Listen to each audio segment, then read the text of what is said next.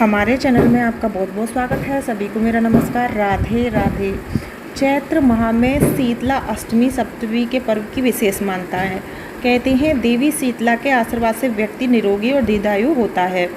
तो देखिए, इस दिन जब हमारे यहाँ जैसे बासोड़ा पूजता है, शीतला अष्टमी पूजती है, तो उससे एक दिन पहले ही हमारे यहाँ खाना बना के रख दिया जाता है। खाने में आपके यहाँ जो भी रिवाज हो आप उस हिसाब से बनाएं। हर घर में, किसी के घर में पूड़ी से होता है, किसी के घर में पुआ से होता है, किसी के घर में पूड़ी गुजिया।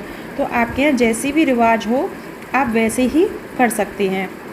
इसके बाद सुबह जब दूसरा दिन होता है तो हम एक दिन पहले बनाया हुआ खाना ही खाते हैं, और एक दिन पहले बनाया हुआ खाने का ही, उस दिन बासी खाने का ही शीतला माता को भोग लगता है। तो इस दिन बात आती है कि लड्डू गोपाल की सेवा हम कैसे करें।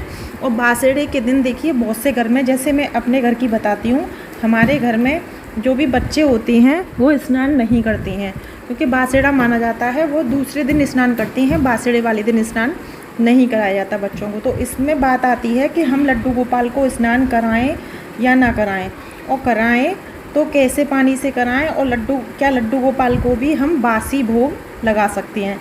तो देखिए, अगर जैसे रात को पूड़ी पुआ कौड़ी बिनोरे बहुत सारी चीज़ें होती है, हर घर की अलग अलग रिवाज होती है। तो अगर आपके यहाँ जैसे जितने भी घर में बच्चे होते हैं उनका सुबह उतारा किया जाता है, और इस तरीके से अगर आप अपने लड्डू गोपाल के भाव बच्चे जैसे हैं, आपने अपने लड्डू गोपाल के ऊपर से भी उतारा किया है, तो आपको लड्डू गोपाल को नहीं नहलाना। अगर आपने ये सब नहीं किया है तो आपको ठंडे जल से स्नान कराना है, क्योंकि उस दिन घर में जितनी भी महिलाएं और जितने भी बच्चे सब होते हैं वह ठंडे जल से ही स्नान करते हैं।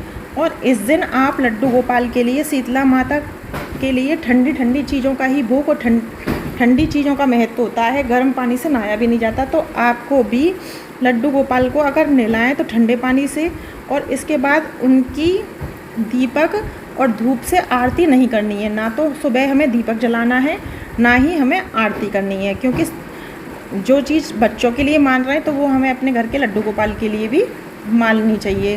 क्योंकि शीतला अष्टमी पर एक दिन पहले ही सप्तमी की रात में प्रसाद बनकर रख जाता है। चूल्हे को अच्छी तरह सफाई करने के बाद स्नान भोग बन जाता है।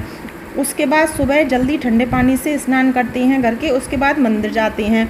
तो इसमें जो भी बच्चे हैं वो भी, बच्चे तो स्नान नहीं करते हैं, इसमें घर की महिलाएं वो स्नान करती हैं। बच्चों को बासड़े वाले दिन स्नान नहीं किया जाता। तो भोग की बात आती है तो मैंने आपको बताया कि आप एक दिन पहले जैसे अपने लिए पूड़ी सब्जी बनाएंगे, या फिर आप जो भी सामान अपने लिए बनाएंगे, ऐसे ही अगर आपका भाव बच्चे वाला है एकदम, तो आपको लड्डू गोपाल के लिए लड्डू मठरी ऐसी चीज़ रखनी है। ड्राई फ्रूट्स ले सकते हैं।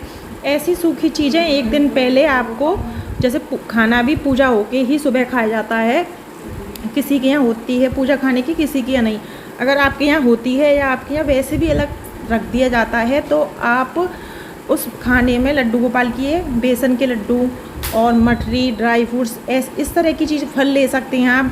इस तरीके की चीज़ें आप अपने लड्डू गोपाल के लिए रख दें एक दिन पहले, और उसके बाद सुबह लड्डू गोपाल को उनका भोग लगा सकते हैं। लेकिन आपको भोग लगाना है तो आप लड्डू गोपाल को उसी चीज़ का भोग लगाएं, बासी पूड़ी वगैरह का भोग ना लगाएं। लेकिन ये भी है कि हमारा बासड़ा है तो हम एक दिन पहले बनाई हुई चीज़ खिला रहे हैं, तो दोनों चीज़ें आपकी हो जाएंगी। तो आपको लड्डू गोपाल को इस तरीके से भोग लगाना है। स्नान कराएं तो ठंडे पानी से स्नान कराएं, और अगर आपने उतारा किया है, अपने बच्चों के साथ लड्डू गोपाल को बैठा के पूजा वगैरह की है, तो आप लड्डू गोपाल को भी स्नान ना कराएं बासड़े वाले दिन।